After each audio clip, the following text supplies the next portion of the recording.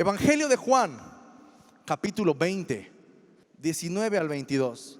Dice la palabra del Señor: cuando llegó la noche de aquel mismo día, el primero de la semana, estando las puertas cerradas en el lugar donde los discípulos estaban reunidos, ¿por qué? Por miedo de los judíos, vino Jesús y puesto en medio de ellos, les dijo: paz a vosotros. Y cuando les hubo dicho esto, les mostró las manos y el costado, y los discípulos se regocijaron viendo al Señor. Entonces Jesús les dijo otra vez: paz a vosotros. Como me envió el Padre, así también yo os envío. Y habiendo dicho esto, sopló y les dijo: recibid el Espíritu Santo. ¿Sabe, hermano? Este pasaje es sorprendente. Porque así como nosotros hemos sentido la presencia de Dios esta mañana, así como Dios se está moviendo en esta mañana, hubo un momento en la vida de los discípulos que fue totalmente opuesto a esto. Aunque el Señor acababa de resucitar en la mañana, ¿verdad?, del primer día de la semana, ellos llevaban 3 días de incertidumbre. Ellos llevaban días en donde no sabían qué había pasado, no sabían qué iba a pasar con ellos. Y estaba empezando en su corazón a reinar el temor. Estaba empezando en su corazón a reinar la duda. Dice que estaban reunidos por temor, estaban escondidos. Trate de imaginar el temor en el corazón de los discípulos. Su maestro llevaba 3 días muerto. Como en cualquier momento podía empezar a haber una persecución en contra de ellos. Y en medio de ese temor, en medio de esa duda, en medio de esa incertidumbre, Jesús se aparece a ellos. Jesús se aparece a ellos y les dice: paz a vosotros. Paz a vosotros. Me llama la atención y me gusta mucho esta frase, porque en realidad cuando vemos la historia, cuando estudiamos la palabra del Señor, nos damos cuenta que la palabra o la frase paz a vosotros era lo más común que se podía decir. Y entonces Él se presenta delante de ellos y les dice: paz a vosotros. Paz a vosotros. Se muestra delante de ellos, les dice: miren, aquí estoy, soy yo resucitado. Paz a vosotros. Que las bendiciones de Dios te llenen. Y entonces empieza a comisionarlos. Les da un mandamiento, les da una instrucción: como el Padre me envió, así también yo los envío a vosotros. ¿Sabe, hermano, que vivimos en días de incertidumbre? ¿No es cierto? Vivimos en días donde no sabemos qué va a pasar. Es una sensación rara y fea de vez en cuando el pararnos una mañana y no saber qué nos va a pasar en el día, por la situación que vive el mundo, por la situación que vive el país, nuestro mismo estado. Es difícil poder abrir las redes sociales, los noticiarios, y de repente nada más pensar: ¿cuántos muertos habrá habido hoy? ¿Cuántos asaltos? ¿Cuántos robos? ¿Y cuántas de estas cosas no se hablan en las noticias y aún así suceden todos los días? Subirnos al transporte público sin saber si nos van a asaltar o no. ¿No es cierto? Es una incertidumbre, es un temor, es una cuestión que nos hace que estemos como los discípulos. Yo me los imagino, ¿verdad?, escondidos, hechos un puño. Me escondí de la cámara nada más para que no me pueda ver. Y de repente, ¿verdad?, decir: se escuchan pasos.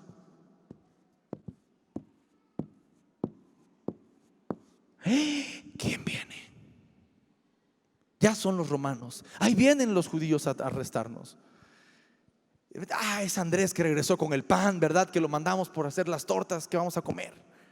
Una incertidumbre total tenían esos hombres en ese momento. Estaban reunidos por temor, estaban reunidos por miedo. Y muchas veces nosotros somos víctimas de ese mismo miedo.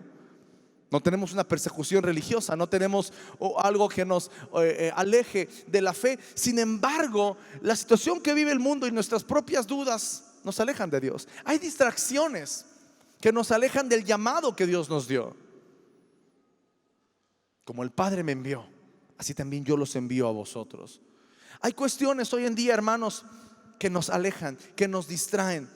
La iglesia hoy en día se ha desviado. La iglesia hoy en día ha olvidado su propósito, su meta. Estamos muy distraídos. Y yo puedo reducirlo tal vez a tres cosas, que no quiero detenerme mucho tiempo en estas tres cosas que son negativas, pero yo quiero que usted las identifique. Y si hay algo en su vida dentro de estas tres cosas, usted pueda renunciar a ellas esta mañana y empezar a vivir en el propósito y en el plan que Dios planeó para su vida. La primera de ellas, hermanos, siempre el primer obstáculo, la primera distracción, el primer opositor es el pecado. Y es un problema en nuestras vidas, ¿sí o no? Es un problema, a pesar de que estamos en la casa de Dios, a pesar de que tenemos a Cristo en nuestro corazón, el pecado sigue representando el mayor obstáculo en nuestras vidas. Sigue siendo la primera barrera que tenemos que vencer. El pecado siempre será la primera razón de distracción. Creo que mucha gente, aún dentro de la fe cristiana, tiene duda del pecado. Hay mucha gente que aún dentro de la fe cristiana y viviendo varios años en la fe, no saben si esto es pecado, si aquello es pecado. ¿Por qué está mal hacer aquello? ¿Por qué está mal hacer esto? Muchas veces, para no meternos en problemas, ¿verdad? Mejor no la vaya yo a regar, no me meto. Me quedo sentadito. Me quedo viendo de lejos nada más. Pero la palabra dice, hermanos, que aún los que saben hacer lo bueno y no lo hacen les pecado. Entonces, ¿cómo podemos vencer esto? ¿Cómo podemos vencer el pecado? Necesitamos decidir. Hermanos, la vida cristiana es decisión. ¿Voy a seguir siendo el mismo pecador de siempre o verdaderamente me voy a entregar a Cristo? Porque muchos de nosotros, hermanos, podemos venir a la iglesia y no haber entregado nuestra vida a Cristo. Muchos de nosotros podemos conocer de la palabra de Dios y aún así no tener a Cristo en nuestro corazón. Yo siempre pongo el ejemplo de un maestro en la universidad. Maestro muy bueno, de los mejores maestros que yo he tenido. Pero él siempre, cuando hablaba conmigo, él sabía que yo era cristiano. Él me decía, a mí me encanta la Biblia. La he leído 3, 4, 5 veces. Y yo siempre dije, ¿cómo es que un hombre que ha leído la Biblia 3, 4, 5 veces no puede reconocer que hay pecado en su vida y que necesita entregar su vida a Cristo, si ahí está en la palabra de Dios? El asunto es que puedes tener el conocimiento, puedes venir a la iglesia, puedes estar involucrado en el trabajo de la iglesia y aún así tu vida puede no estar rendida a Cristo. Puede ser que tengas tus apartados. Esta parte de mi vida está apartada. Esta parte de mi vida es como mi esquinita donde de repente peco un poquito. Y la vida cristiana es decisión. Necesitamos decidir entregarnos completamente a Cristo, empezar de nuevo. La sangre de Jesús nos limpia de todos nuestros pecados. Y si fallamos, dice la palabra que abogado tenemos para con el Padre. Pero entonces todo se resume en una decisión, la decisión de que tú aceptes la salvación que Cristo está ofreciendo. Cristo ya sufrió, Cristo ya murió, Cristo derramó su sangre para que todo aquel que en Él cree no se pierda, sino que tenga vida eterna. Y eso tal vez habla un poco a los nuevos esta mañana, a los que nos visitan.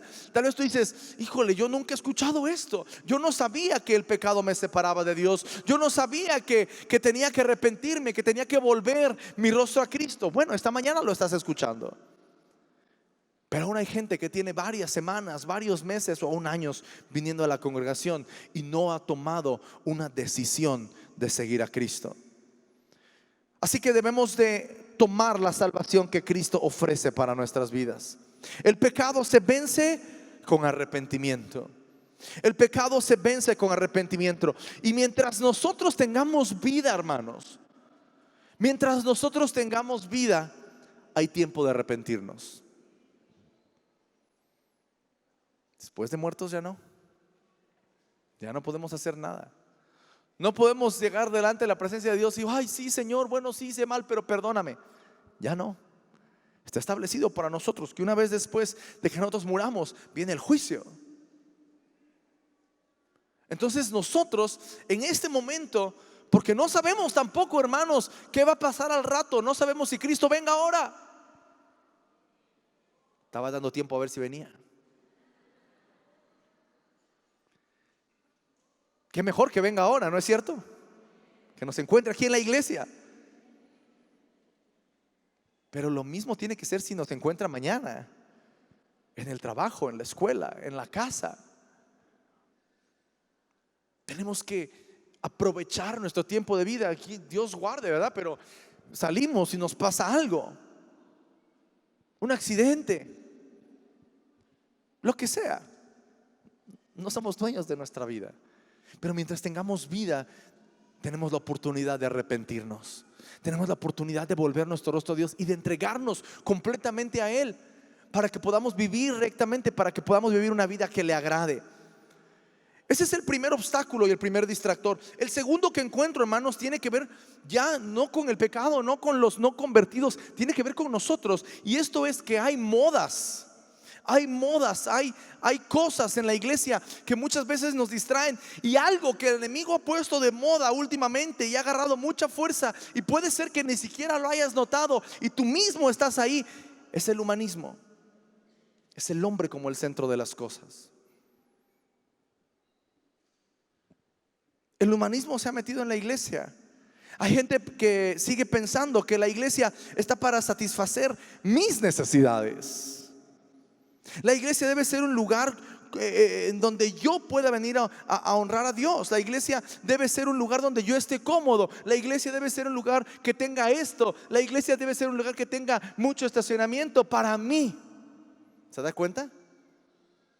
Y nos damos cuenta que somos víctimas de este pensamiento cuando nos centramos en lo que nosotros queremos por encima de lo que Dios merece y es digno.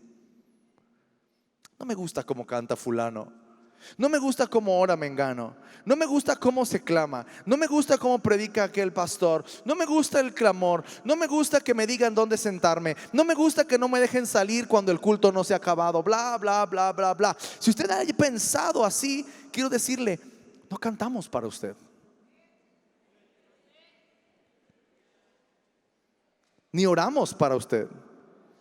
Y si alguien ahorita está pensando, qué grosero el pastor, ¿por qué nos está hablando así? Tenga cuidado, porque está pensando en usted mismo y no está pensando en la honra y en la gloria que Dios merece. Lo hacemos para Dios, cantamos para Dios, oramos para Dios, clamamos para Dios y mantenemos un orden en su casa, porque así lo indica su palabra, y todo hágase decentemente y en orden. Y si no podemos respetar la casa de Dios, ¿qué esperamos de nuestras propias vidas, hermanos? ¿Se da cuenta cómo hay una gotita de humanismo en nosotros, por no decir un montón? Y son distractores.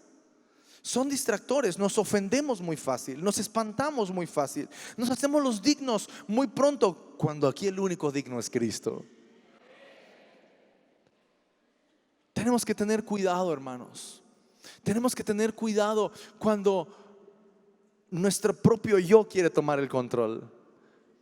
Decir, yo no entiendo por qué no tenemos aire acondicionado, por qué no hemos pavimentado, por qué no hemos hecho. Mira, hermano, lo vamos a hacer, ¿no? Ojalá que Dios nos permita hacerlo algún momento. Pero ese no es el centro, eso no es el propósito, esa no es la misión de la iglesia. Es más, la iglesia ni siquiera es este edificio.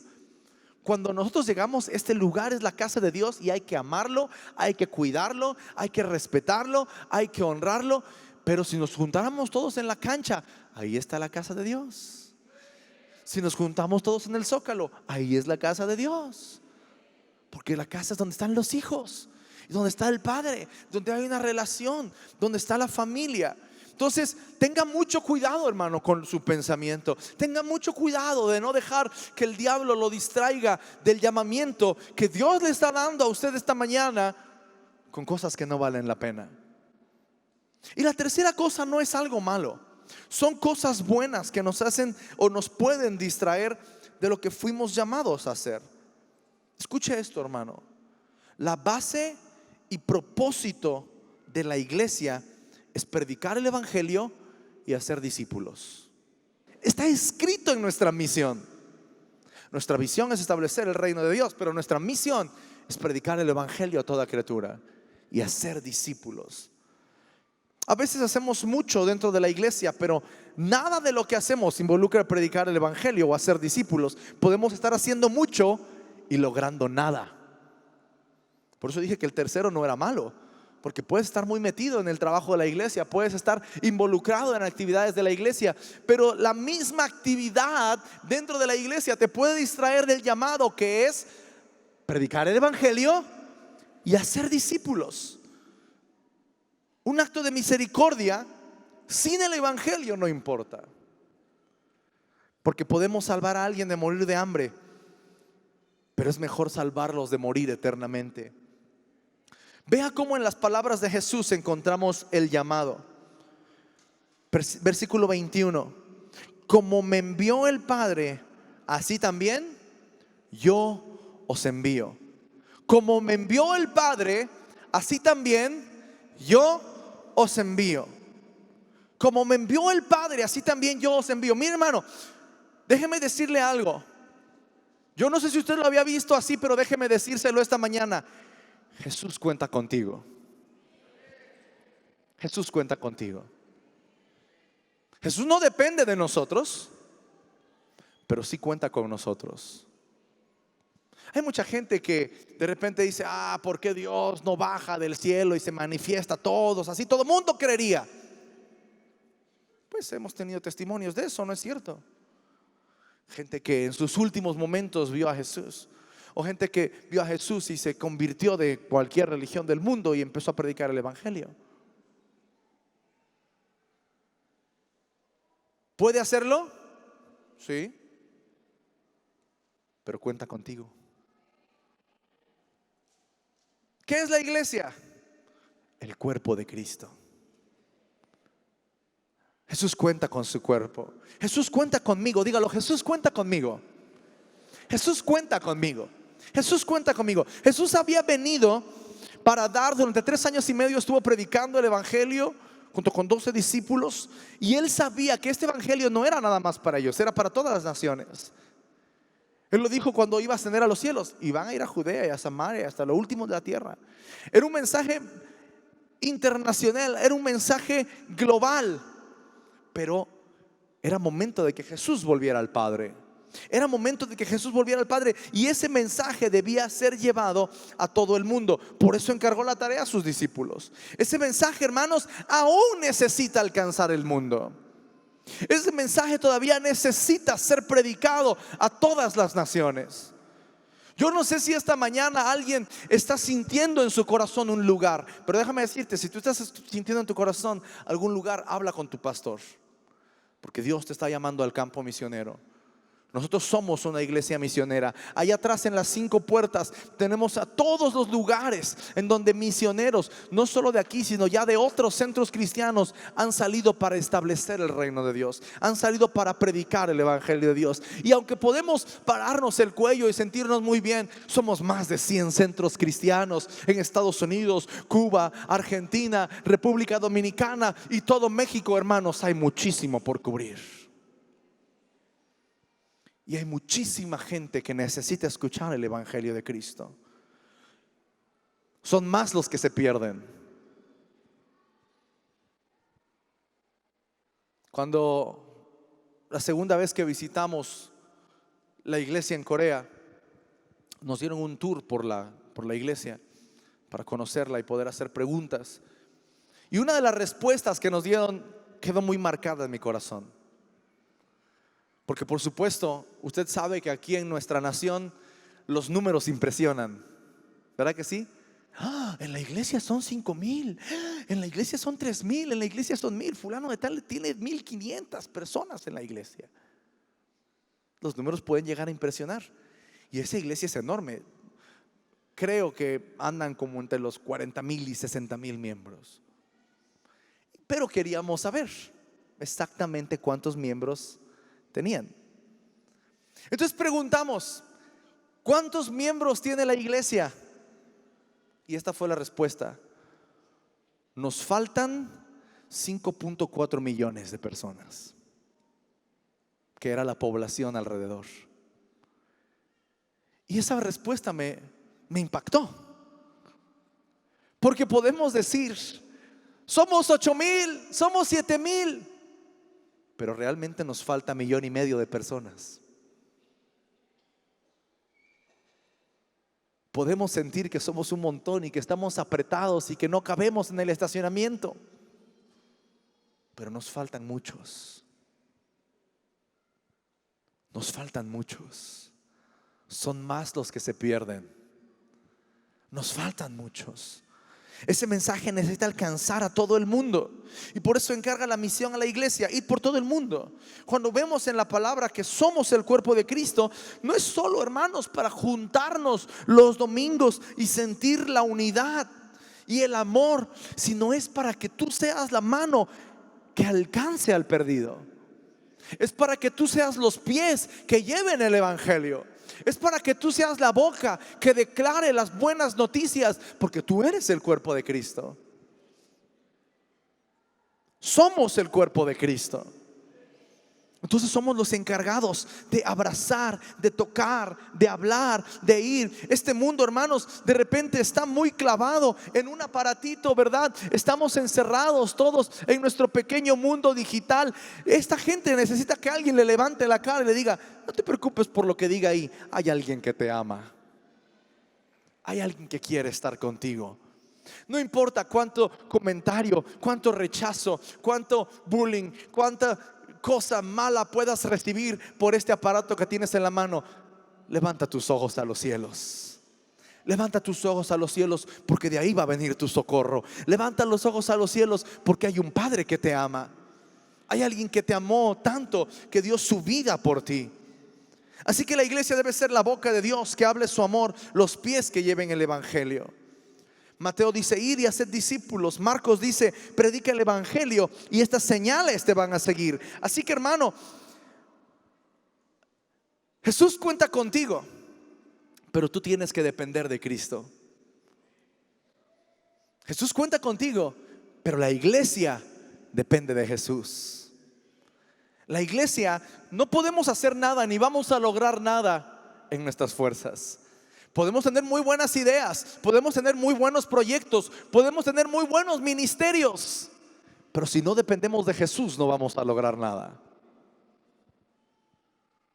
Porque volveríamos a caer en el humanismo, en nosotros, ¿no es cierto?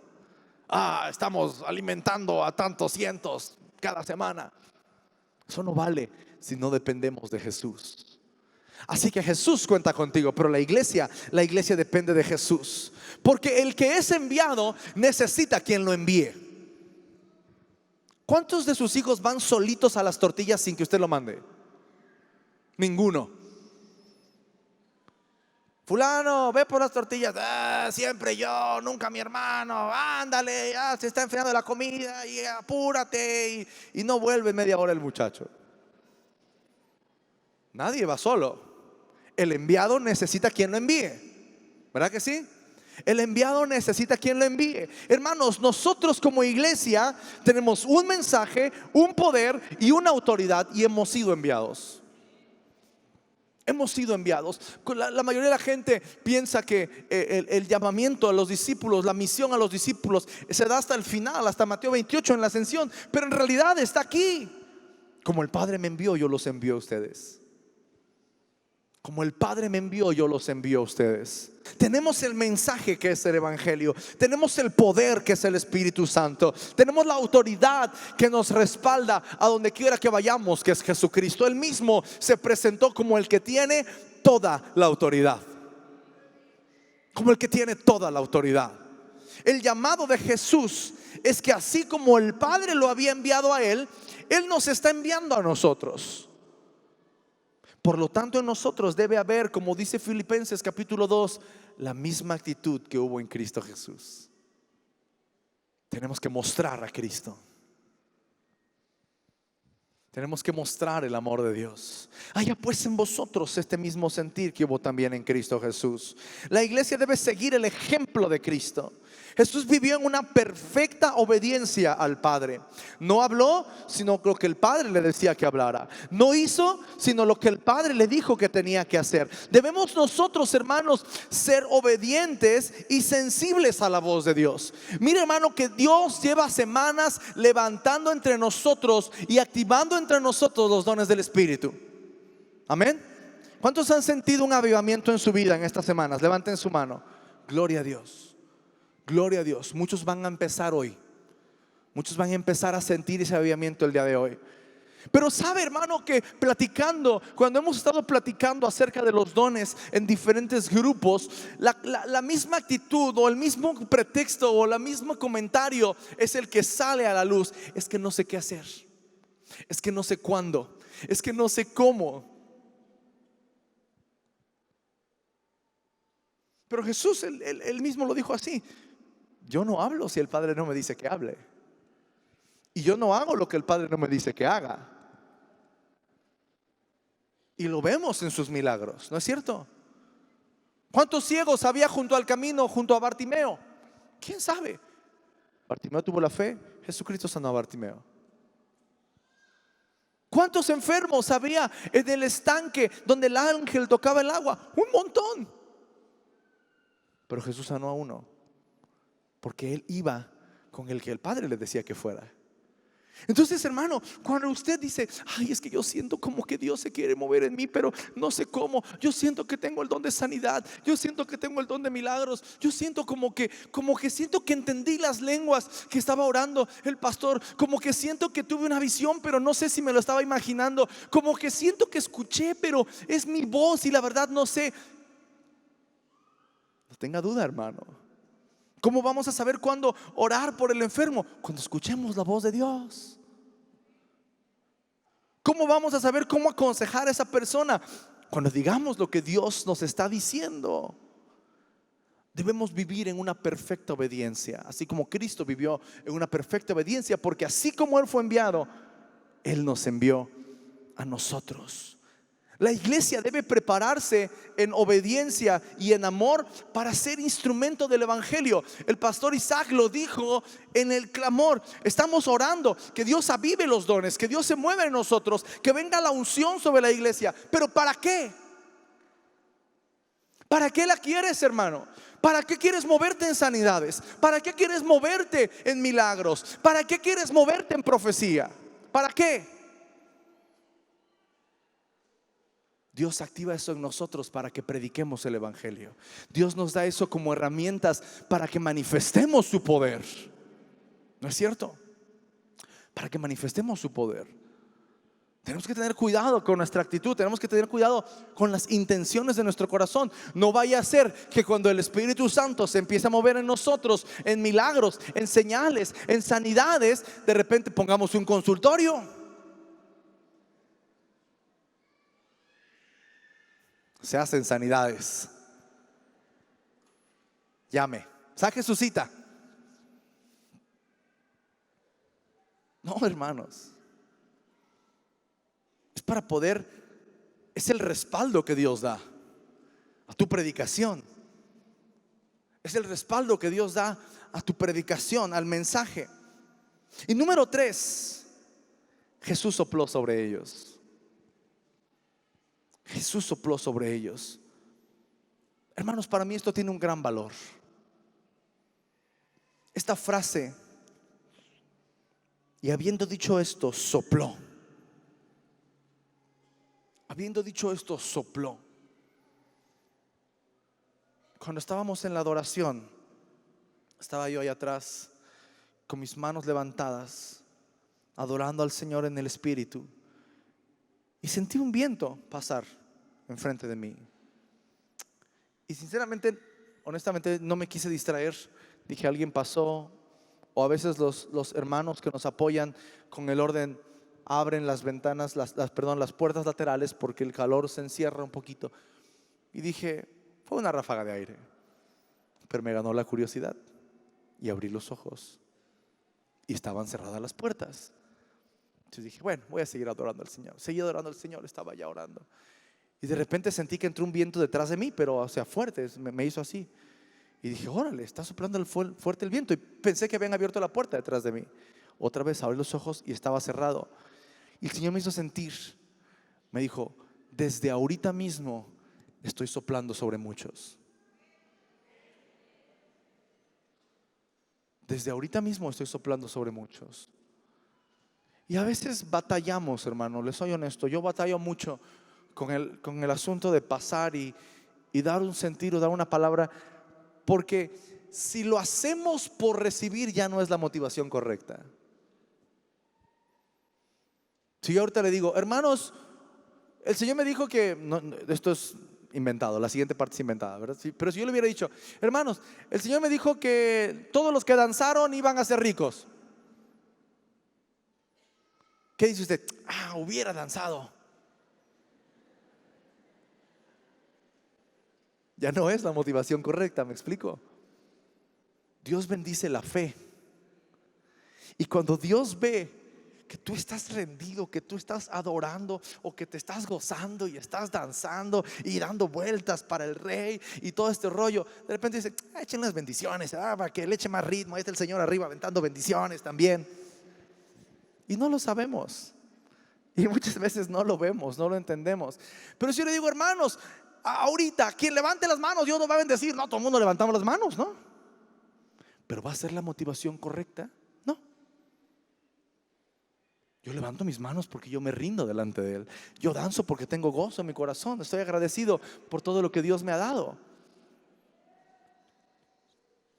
Pero hay un mover en esta mañana, desde la adoración.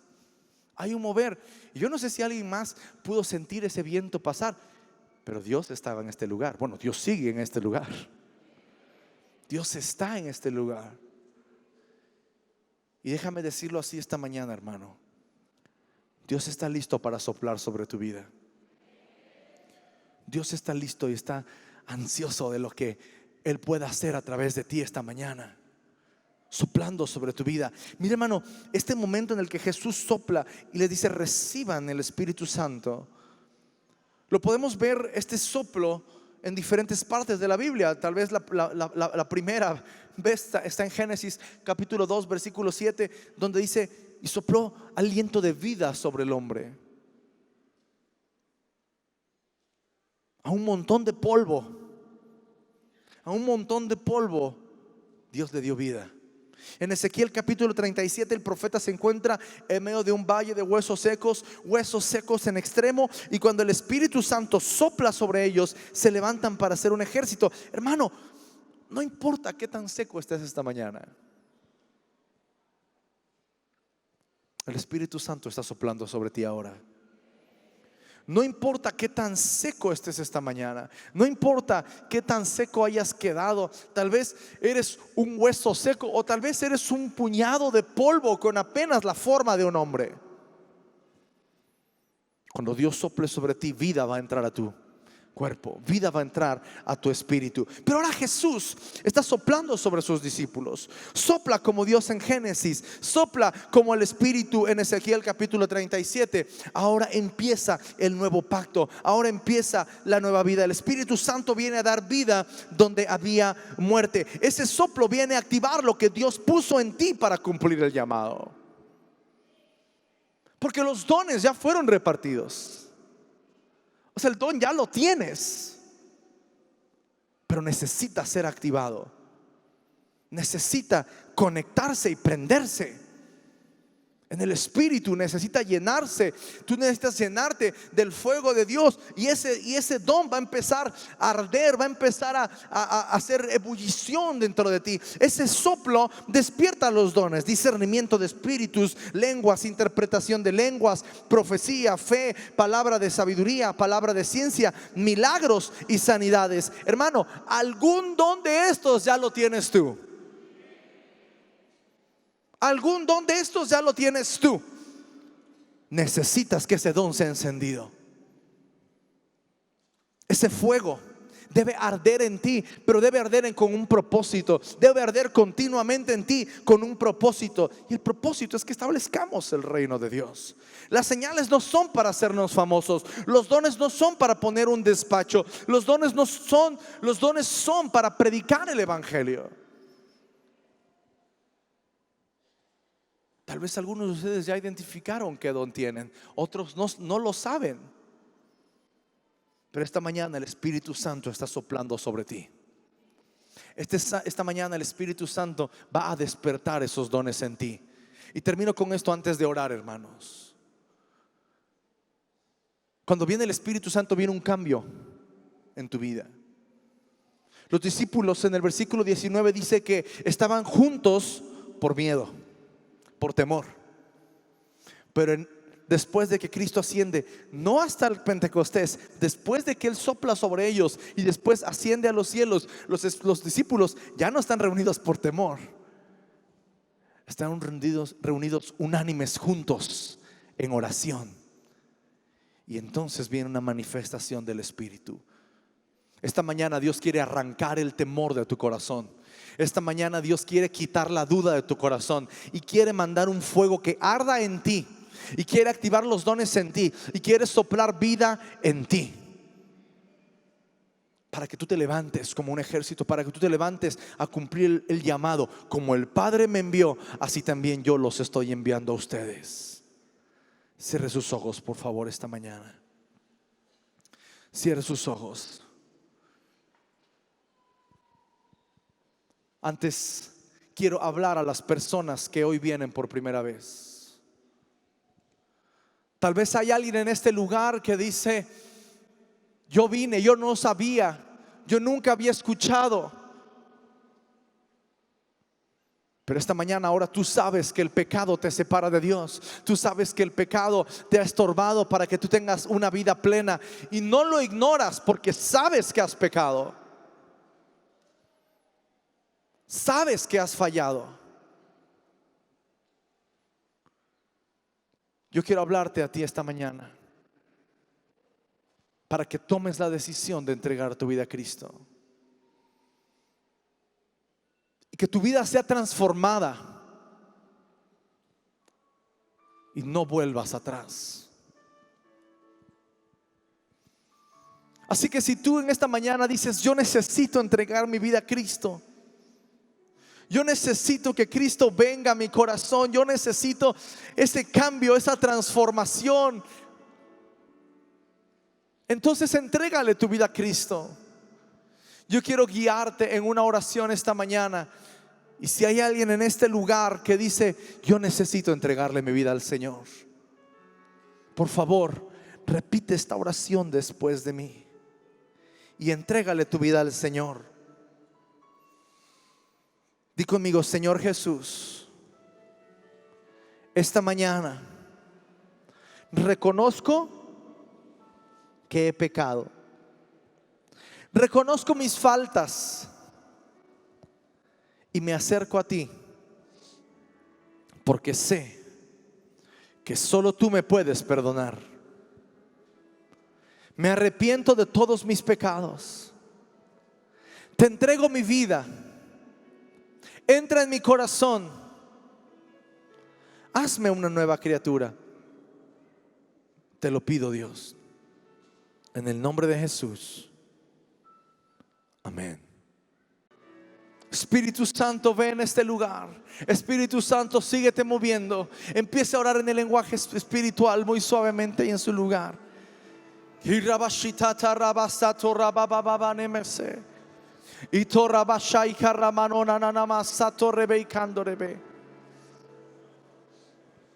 el nombre de Jesús, en el nombre de Jesús. Esto es lo que vamos a hacer esta mañana, hermanos.